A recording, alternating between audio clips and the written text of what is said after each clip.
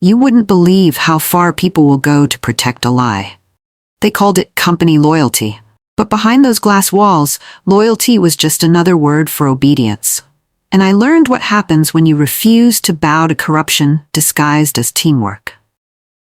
The day Marcus Thorne humiliated me in front of our biggest client was the day I stopped being naive. I stood there in the conference room at Synergy Core, my hands trembling slightly as I held the presentation clicker, watching my 18 months of work get torn apart in real time.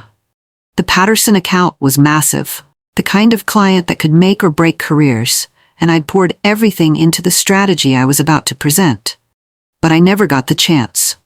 Marcus walked in 15 minutes late, his expensive shoes clicking on the polished floor, and immediately interrupted me. "Actually, let me step in here," he said, his voice smooth and dismissive. He didn't even look at me as he took the clicker from my hand. "What Victoria's showing you is basic. Foundational, sure, but not what we discussed." My name is Victoria Hayes, and in that moment, I felt my stomach drop. I watched as Marcus pulled up a completely different presentation, one I'd never seen before. It was my strategy, my research, my data visualizations, but stripped down and poorly reorganized. And at the bottom of every slide, prepared by Cassie Monroe, senior strategist. Cassie sat across the table, her perfectly manicured nails tapping on her laptop, wearing a smile that didn't reach her eyes. The client nodded along as Marcus presented my work as if it were gospel, as if Cassie had spent sleepless nights building the financial models and client profiles that I knew by heart. After the meeting, I found my original strategy folder in the recycling bin outside the conference room. Someone had marked it with Cassie's initials in red pen, deliberately, mockingly.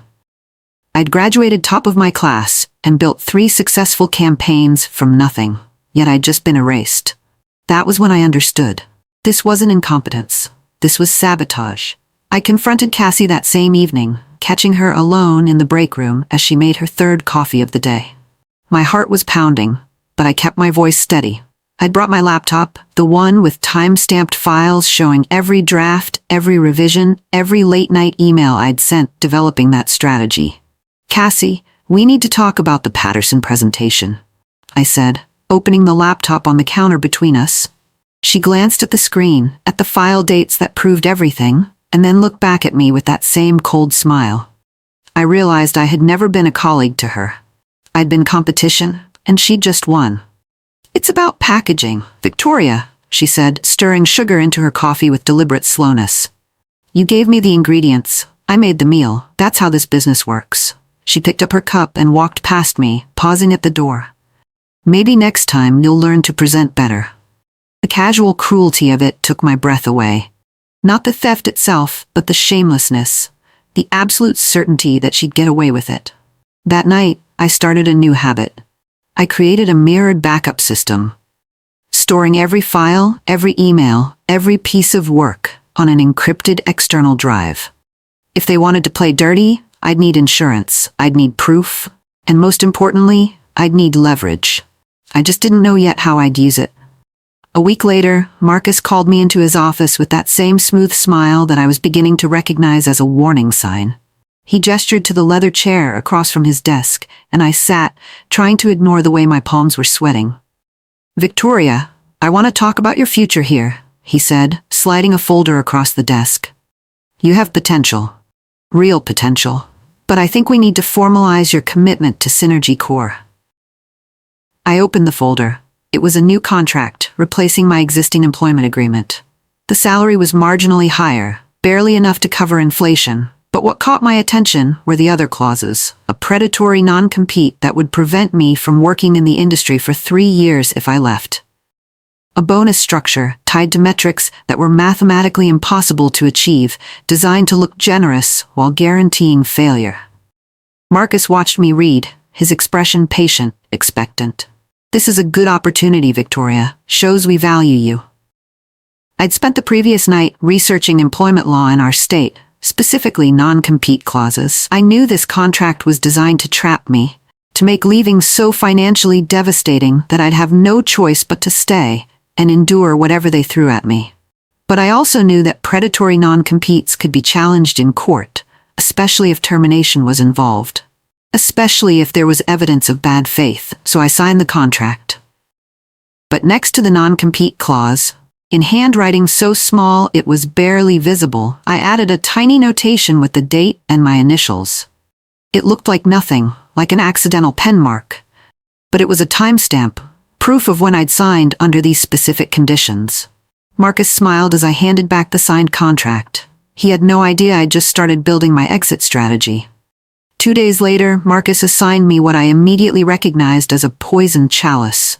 The Hartwell account was legendary at Synergy Core, and not in a good way.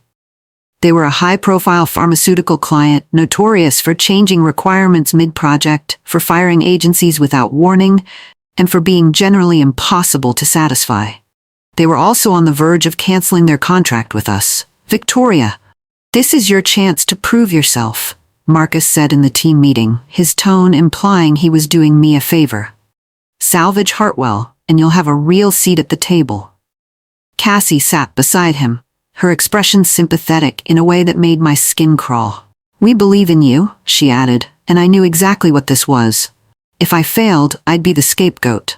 If I succeeded, Cassie would somehow take credit. I accepted the project with a calmness that surprised even me.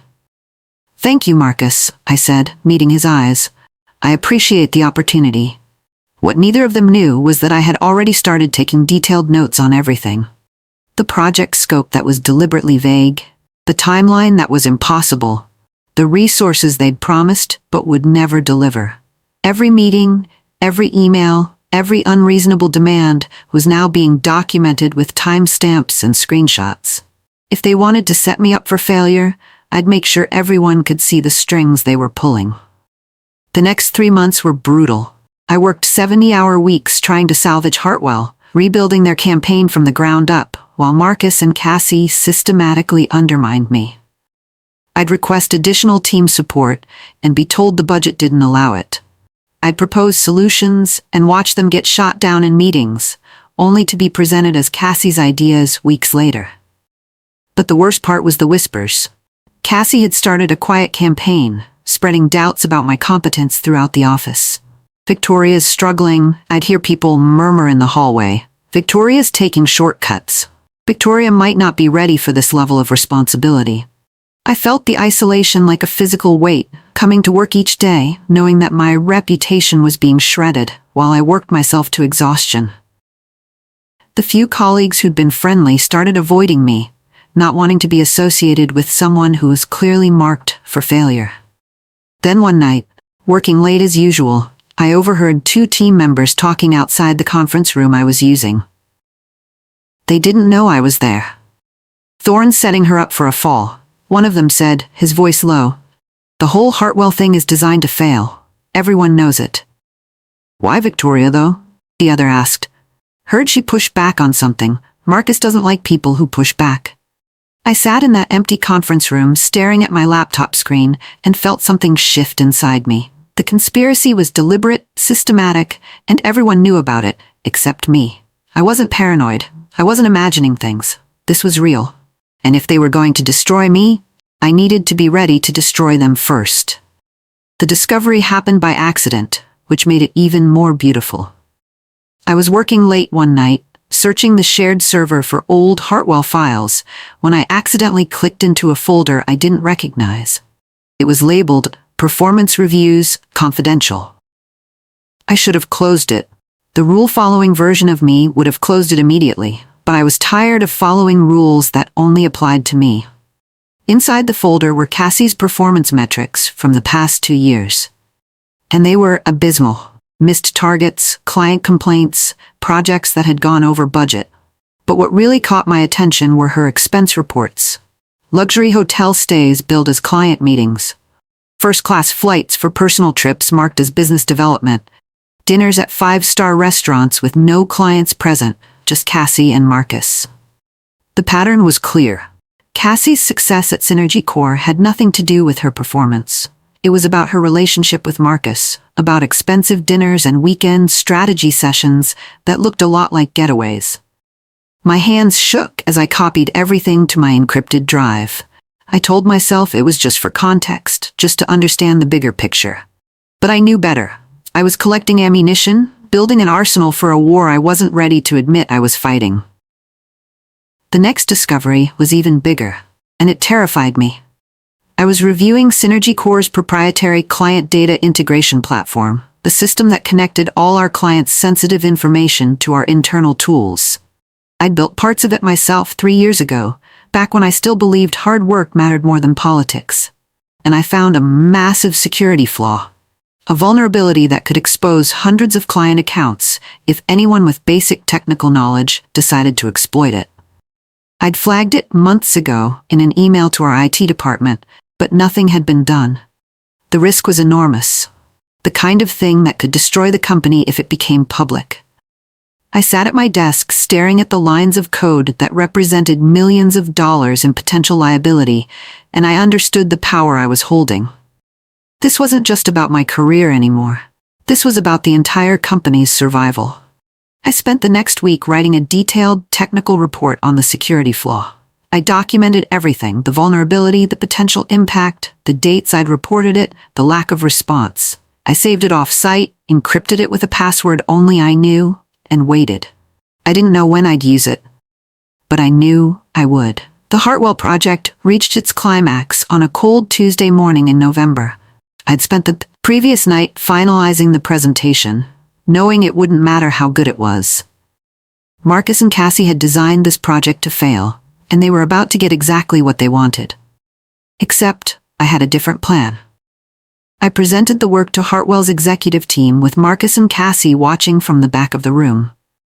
The campaign I showed them was technically sound, but fundamentally limited by the constraints I'd been given.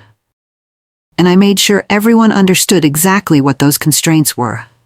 Given the timeline restrictions and resource limitations, I said clearly, this represents the maximum viable outcome under the current strategic framework provided by Synergy Core leadership.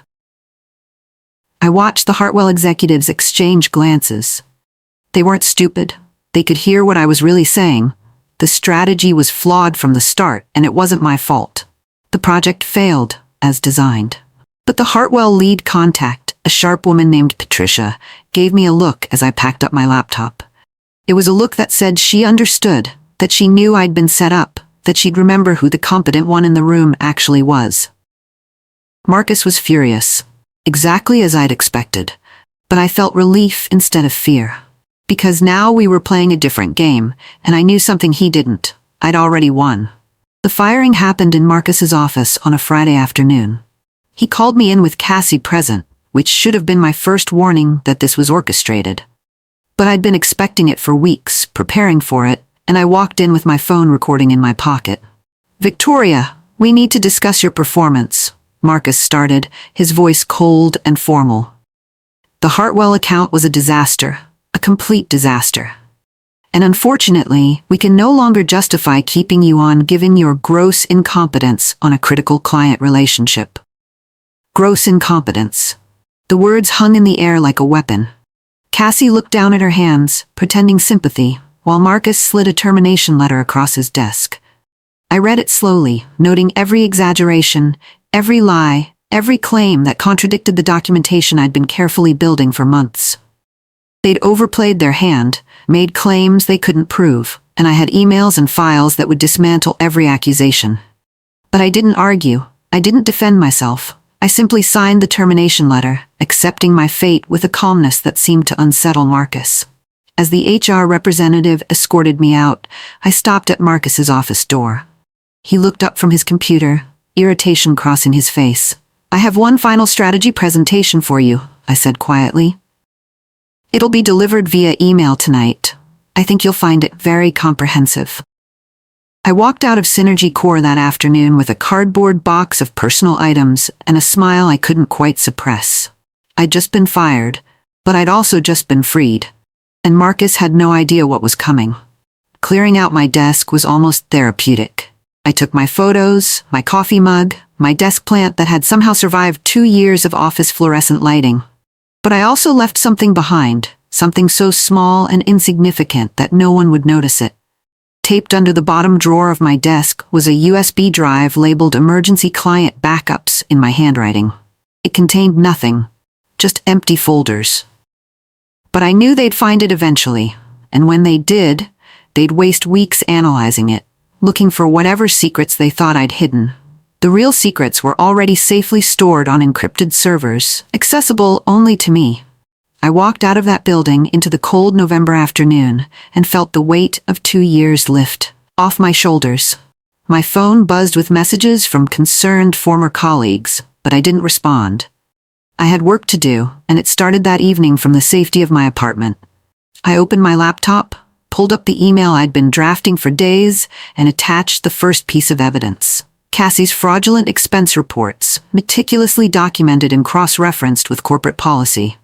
The recipient, Marcus Thorne's personal email address. The subject line, regarding strategic accountability. I hit send at exactly 7 p.m. and poured myself a glass of wine. The game had officially begun. Marcus's response came faster than I expected. My phone lit up at 7:43 p.m. with a text from his personal number, "Call me now." The all caps, the lack of punctuation, the obvious panic in those 3 words. I stared at that message and felt something cold and satisfying settle in my chest. Power. Real power. For the first time in my career. I didn't call.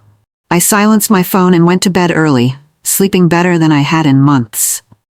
The next morning, my phone exploded with messages from former colleagues. Apparently, Cassie Monroe had been abruptly placed on administrative leave, effective immediately. The official reason was vague, something about reviewing compliance procedures, but everyone knew what it meant.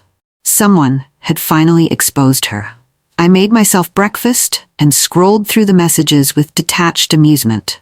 One former teammate wrote, "Did you hear about Cassie? Marcus looked like he'd seen a ghost this morning." Another, "Whatever's happening, it started after you left. Coincidence?" I didn't respond to any of them, but I did notice the unmarked sedan that parked across from my apartment building around noon. And I definitely noticed the envelope that was hand-delivered to my door that afternoon, the return address belonging to Whitmore and Associates, one of the city's most aggressive corporate law firms. Inside was a cease and desist letter, threatening legal action if I disclosed any proprietary information or made defamatory statements about Synergy Corp or its employees. It was signed by Marcus Thorne himself. I read the letter twice, then pulled up my laptop. If Marcus wanted to play with lawyers, I'd show him what real leverage looked like. My response to the cease and desist was simple. 1 email with 1 attachment. The technical report on Synergy Corp's massive security flaw, the one that could expose hundreds of client accounts and cost the company millions in lawsuits and lost business. The email body contained a single sentence. "I believe this documentation addresses your concerns regarding proprietary information." The implication was clear. I had information that could destroy Synergy Corp, and if Marcus pushed me, I wouldn't hesitate to use it. The security flaw was real, documented, and something I'd tried to report through proper channels. If it became public knowledge now, after they'd fired me, the liability would be entirely theirs. I hit send and waited. My hands were shaking slightly, not from fear but from adrenaline. I'd just played the nuclear option, the card that couldn't be taken back. Marcus's response came 6 hours later, after what I imagined were frantic meetings with lawyers and executives. No cease and desist language, no threats, just 1 line. "What is your price?" I stared at those 4 words on my screen and felt the balance of power shift completely. Marcus Thorne, the man who'd humiliated me, who'd stolen my work, who'd orchestrated my firing, was now asking what it would cost to make me go away. I had been preparing for this moment. I knew exactly what my price was. I took 24 hours to respond, letting Marcus sweat. When I finally replied, my demands were specific and non-negotiable. 18 months of my former salary paid as a lump sum, a signed letter of recommendation on company letterhead, and a complete release from the predatory non-compete clause he'd made me sign. The math was deliberate. 18 months would give me enough runway to start my own firm, to build something real, without the desperation of needing immediate income. The letter of recommendation would allow me to secure clients without Marcus bad-mouthing me across the industry. And the non-compete release was freedom itself, the ability to work in the only field I knew without legal threats hanging over my head. Marcus counter-offered within 3 hours, 12 months' salary and no letter. He was testing me, trying to see if I would fold under pressure, if I'd take less rather than risk everything. But he'd miscalculated, because I didn't need his money as much as he needed my silence about that security flaw. And I was prepared to prove it. I drafted a new email, this time to Patricia from Hartwell, the woman who'd given me that knowing look during my final presentation. The subject line was simple: information you should have. The body of the email contained just enough detail about the security vulnerability to alarm her, with a veiled suggestion that her company's data might be at risk through their integration with Synergy Core's platform. I copied Marcus on the email before sending it. The message was clear. I wasn't bluffing, and I'd burn everything down if he didn't meet my terms. Marcus capitulated within 2 hours. His email was brief, almost curt. Done. All of it. Don't send anything else. Within 24 hours, I received a wire transfer for 18 months of salary, a professionally worded letter of recommendation signed by Marcus himself, and a legally binding release from the non-compete clause. My lawyer reviewed everything, confirmed it was legitimate, and I officially had my freedom. I sat in my apartment that evening, staring at my bank account balance on my laptop screen. The number was surreal. More money than I'd ever had at one time. It represented 2 years of runway, 2 years where I could build something without compromise, without playing politics, without sacrificing my integrity for people who saw me as disposable. But more than the money, I had something more valuable. Leverage that Marcus didn't know I still possessed. The security flaw report remained safely encrypted on my servers, insurance against any future retaliation. And I'd kept copies of everything else too. All the evidence of Cassie's fraud, all the documentation of my wrongful termination. I had just been bought out of my own firing, and Marcus thought he'd gotten away clean. He had no idea I was just getting started. I spent the next month planning. I wasn't going back to corporate life, wasn't going to rebuild someone else's empire while they took credit for my work. I was going to build my own firm, something ethical and transparent, something that valued competence over politics. I called it Core Strategy, a deliberate nod to Synergy Core that would irritate Marcus every time he heard it. The name was professional enough to be taken seriously, but those who knew would understand the subtext. This was the real strategy firm, the one built on merit instead of manipulation. I rented a small office in a renovated building downtown. Something modern and light-filled, nothing like Synergy Core's oppressive corporate tower. I hired a part-time assistant, set up the legal structure, and started reaching out to my network of former clients and colleagues. The response surprised me. People remembered me, remembered my work even when Cassie had taken credit for it. They'd seen through the politics, and now that I was independent, they were interested in working with someone they could trust.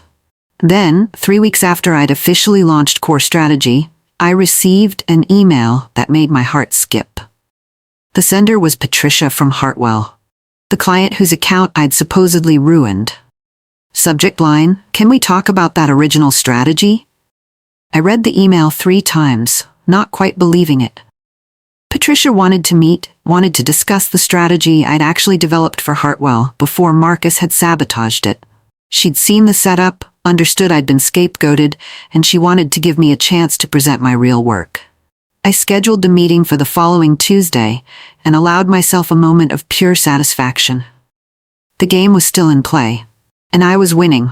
The meeting with Patricia took place in a coffee shop downtown, neutral territory where we could talk freely. She arrived exactly on time, ordered a black coffee, and got straight to business. "Victoria, I'm going to be direct," she said, pulling out her laptop. "The strategy you presented under Synergy Core was handicapped. I could see it. My team could see it.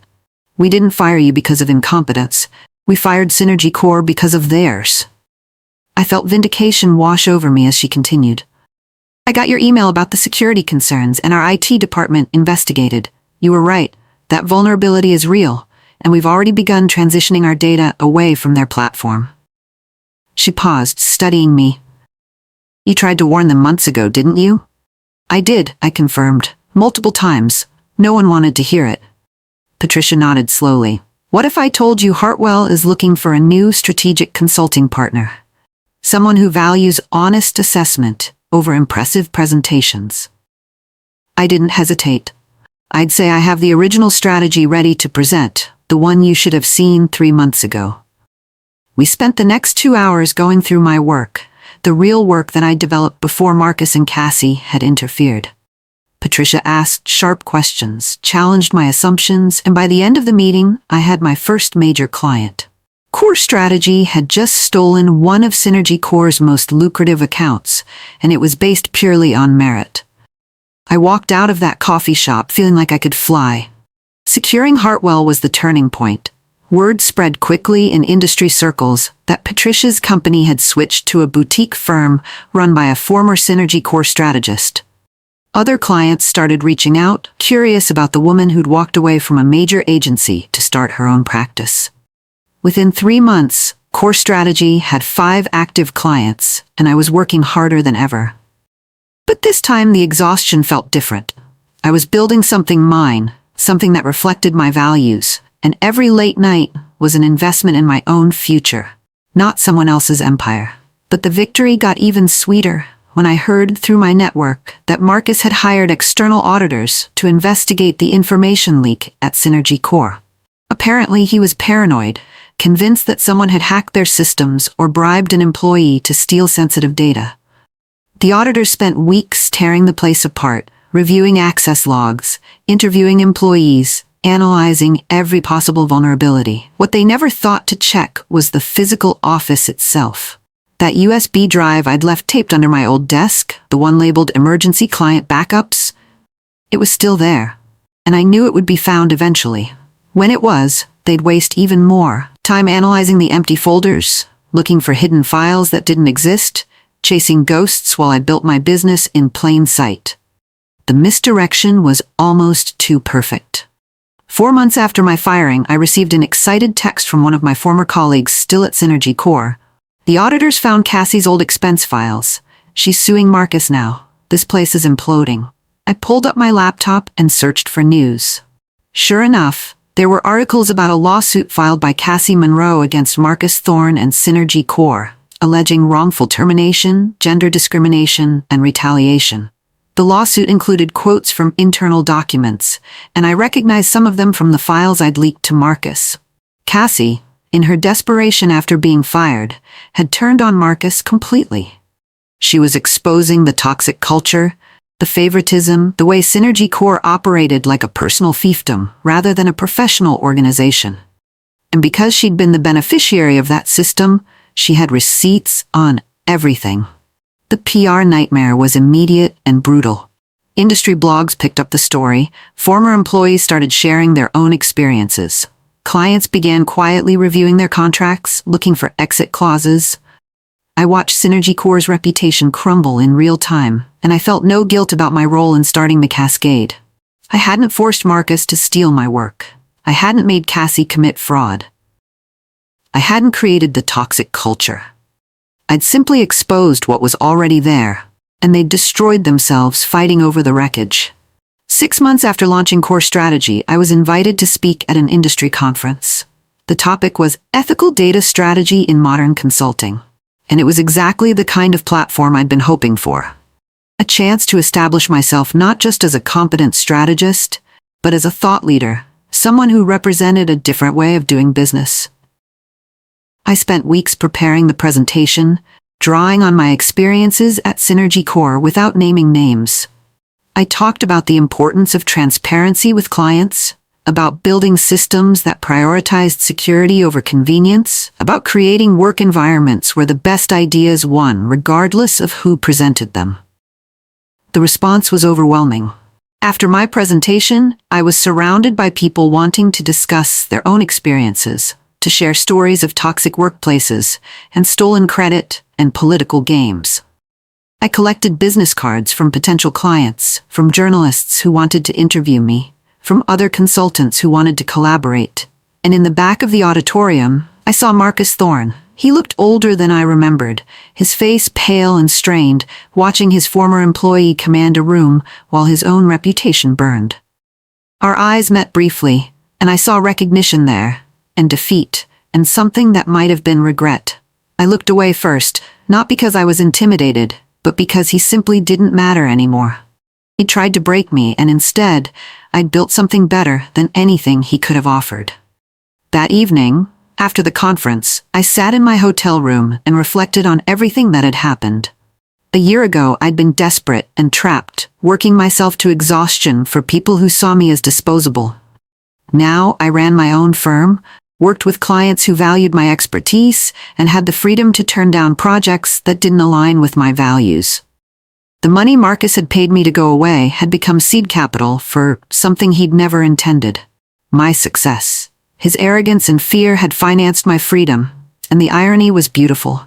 My phone buzzed with an email notification. The sender was Marcus Thorne. The subject line made me pause. A confession. I hesitated before opening it. Part of me wanted to delete it unread, to refuse him even this small connection. But curiosity won. I opened the email. It wasn't an apology. Marcus Thorne didn't apologize. Instead, it was a desperate plea for a strategic partnership. He acknowledged that Synergy Core was struggling, that they needed fresh leadership and perspective, that my success with core strategy showed I understood the market in ways he'd failed to appreciate. He was asking me to save him, to merge our companies or consult for his, or somehow rescue the empire he'd built on stolen work and toxic politics. I read the email twice, letting the absurdity sink in. Then I clicked reply and typed 2 words: read the contract. The contract he'd forced me to sign, the one with the predatory non-compete clause that he'd just released me from. The contract that proved he'd always seen me as someone to control, rather than partner with. I hit send, and felt the last piece of emotional weight lift. I owed Marcus Thorne nothing. Not explanation, not compassion, not even acknowledgement beyond those 2 words. A year after my firing, Core Strategy was thriving. I had 12 active clients, a small team of talented strategists who shared my values, and a reputation for honest, effective work. The money was good, better than what I'd made at Synergy Core, but more importantly, I felt proud of what I was building. I'd moved to a larger office, something with actual windows and natural light, a space that felt more like a creative studio than a corporate prison. My team had their own offices, flexible hours, and profit-sharing agreements. I was building the kind of company I'd always wanted to work for, and it turned out other talented people wanted that too. Synergy Core, meanwhile, was in a death spiral. Marcus had been forced out by the board following Cassie's lawsuit and the continued client exodus. The company was hemorrhaging money, cutting staff, desperately trying to salvage whatever reputation remained. I felt no satisfaction in their collapse, just a quiet sense of justice. They'd tried to break me because I'd pushed back, because I'd valued competence over politics, because I'd represented a threat to their comfortable corruption. And in trying to destroy me, they'd destroyed themselves. The real victory, I realized, wasn't the money or the revenge. It was the internal transformation. I had learned to value my own competence over anyone's validation. I'd learned that being fired from a toxic place wasn't failure. It was liberation. I deleted the encrypted files that evening, all of them.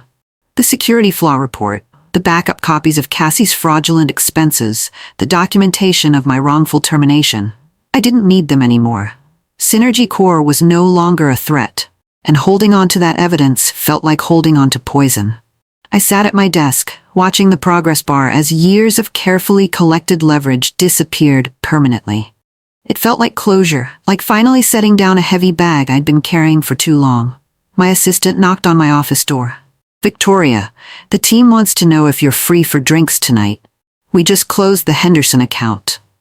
I smiled. The Henderson account was significant. A major financial services firm that represented exactly the kind of ethical, transparent client relationship I'd built Core Strategy to pursue. "Absolutely. Tell them I'll meet them in 20 minutes. That night, sitting with my team at a bar downtown, I looked around at the people I'd hired, people who were talented and driven and treated with respect. This was what work should feel like. Not politics and backstabbing, but collaboration and shared success. One of my strategists raised her glass. "To Victoria, for building something worth being part of." They all drank to that, and I felt a warmth in my chest that had nothing to do with the wine. This was success. Not a title or a corner office, but the knowledge that I'd built something good, something that didn't require sacrificing my integrity or crushing others to maintain. 6 months later, I was working from a beachside rental, my laptop on a table overlooking the ocean. Core Strategy was stable enough now that I could work remotely, managing projects through video calls and cloud-based collaboration. My team was thriving, taking on more responsibility, growing into leadership roles of their own. I had achieved something I'd never thought possible: actual work-life balance. I took weekends off. I went for morning runs. I read books that weren't related to business strategy. I remembered what it felt like to exist as a person rather than just a professional. My phone rang with a number I didn't recognize. I almost didn't answer, but something made me pick up. Victoria Hayes? The voice was professional, polite. My name is Dr. Reeves. I'm a professor at Hartwell Business School. I'm reaching out because we're developing a case study on ethical business practices in consulting, and your story with Core Strategy has come to our attention. Would you be interested in participating? A case study. My journey from exploitation to independence used to teach future business leaders about integrity and resilience. I felt tears prick my eyes unexpectedly. I'd be honored, I said. After the call ended, I sat staring at the ocean, processing what had just happened.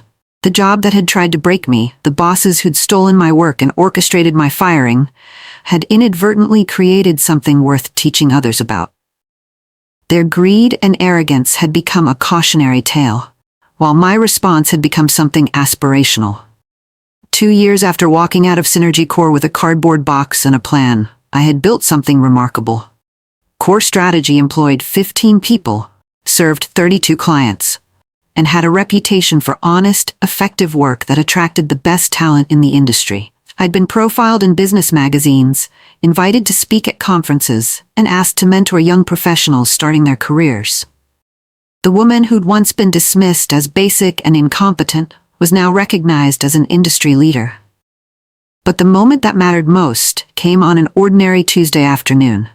I received an email from Patricia at Hartwell, the client who'd given me my first real chance after the firing. Victoria, I wanted you to know that our contract with Core Strategy has generated more value in 2 years than we saw in 5 years with Synergy Core. You didn't just save your career when you started your firm. You saved ours too. Thank you for having the courage to do the right thing, even when it was hard. I read that email 3 times, each time feeling the validation sink deeper. This was what success actually looked like. Not corner offices or titles, but real impact, real relationships built on mutual respect and delivered value. That evening, I gathered my team for our monthly all-hands meeting. We reviewed our wins, discussed challenges, and planned for the future. At the end, I shared something I'd been thinking about for months. I want to establish a mentorship program, I said. For people stuck in toxic workplaces, people who feel trapped by non-competes or politics or fear. I want to help them find their way out, the way I had to find mine. My team responded with immediate enthusiasm. Ideas started flowing about how to structure it, how to find mentees, how to provide real support beyond just advice. I looked around the room at these talented people who'd chosen to work with me and felt profound gratitude. The job had tried to break me, but their greed had become my seed money. I hadn't just walked away. I'd bought my freedom, built something better, and now I was helping others do the same. 3 years after Marcus Thorne humiliated me in that conference room, I sat in my office overlooking the harbor, reviewing Core Strategy's quarterly results. We just had our most profitable quarter ever, expanding into new markets while maintaining the ethical standards that defined us. My phone buzzed with a news alert. Synergy Core had officially filed for bankruptcy, unable to recover from the cascade of scandals and client losses that started with my firing. Marcus Thorne's name was mentioned in the article, his current employment listed as consulting, which I knew was code for unemployed and unhireable. I felt no triumph reading that news, just a quiet sense of completion. The company that had tried to erase me had erased itself. The man who'd dismissed my work as basic had proven himself fundamentally incompetent at the one thing that mattered in business: recognizing and retaining talent. I closed the article and pulled up the email I'd been drafting to my team. We were planning our third annual company retreat, and I wanted it to be special. A celebration of what we'd built together. The retreat would be at that beachside location I'd worked from. The place where I'd first realized I'd actually made it. That core strategy wasn't just surviving but thriving. We'd spend 3 days strategizing, team building, and most importantly, remembering why we did this work. Because it wasn't just about winning clients or generating revenue. It was about proving that success didn't require sacrificing integrity, that you could build something profitable and ethical, that competence and character weren't mutually exclusive. As the sun set over the harbor, painting the sky in shades of orange and gold, I thought about the woman I'd been 3 years ago. Desperate, trapped, working herself to exhaustion for people who saw her as disposable. I thought about the fear I'd felt signing that predatory contract, the humiliation of watching my work get stolen, the isolation of being systematically undermined. And I thought about the moment I'd decided to fight back. Not with anger or destruction, but with strategy and patience and the careful accumulation of leverage. The moment I had stopped being a victim and started being an architect of my own future. The path hadn't been easy. There were nights I'd questioned everything, mornings I'd woken up terrified that I'd made a catastrophic mistake. But I'd trusted my competence, documented everything, and refused to let their narrative become my reality. Now, sitting in my own office, running my own firm, working with people I respected and clients who valued my expertise, I understood the real lesson. The job had tried to break me, but I'd been stronger than they'd realized. Their greed and arrogance had financed my escape, given me the runway to build something they could never destroy. I pulled up my laptop and started typing a message to my team. Thank you for making core strategy more than just a business. Thank you for proving that doing the right thing isn't just ethical, it's profitable. See you all at the retreat. I hit send and smiled. I'd spent years building systems for other people's empires. Now I had my own, built on my terms, reflecting my values, and it was better than anything I could have achieved staying in that toxic environment. The conference room where Marcus had humiliated me felt like a lifetime ago. A different person's memory. That woman had been naive, believing that hard work alone would be rewarded. This woman, the one I'd become, knew better. Success required strategy, courage, and sometimes the willingness to burn everything down and rebuild from the ashes. I didn't just walk away from Synergy Core. I didn't just survive. I won, and the victory tasted sweeter than any revenge fantasy could have delivered, because it was real, sustainable, and entirely mine. Marcus had thought he was teaching me a lesson about power and hierarchy. Instead, he'd taught me something far more valuable, that my worth wasn't determined by his validation, that systems could be leveraged for justice as easily as exploitation, and that sometimes the best revenge wasn't revenge at all. It was building something so successful, so ethical, so fundamentally better than what they'd tried to trap me in, that their collapse became inevitable by comparison. The job tried to break me, but their greed became my seed money, their arrogance became my motivation, and their corruption became my cautionary tale. I didn't just walk away. I bought my freedom, one strategic move at a time, and built an empire they could only dream of matching. And as I locked up my office that evening, walking out into the cool night air with my team's laughter still echoing from the bar where they'd gone to celebrate, I felt something I'd never experienced at Synergy Core. Peace. The kind of peace that comes from knowing you did the right thing, even when it was hard. The kind of peace that comes from building something worth being proud of. The kind of peace that comes from understanding that being disposable to the wrong people is actually a gift, because it forces you to find the right ones. I had been broken, rebuilt, and transformed. And the woman who emerged from that fire was stronger, wiser, and infinitely more successful than the one who'd walked into Marcus Thorne's office 3 years ago, naive enough to believe that talent alone would be enough. Now I knew better. Talent mattered, but strategy, courage, and the willingness to fight for your worth mattered more. And that knowledge, more than any bank balance or client list, was the real victory. The understanding that I'd never be disposable again, because I'd learned to value myself more than any boss ever could.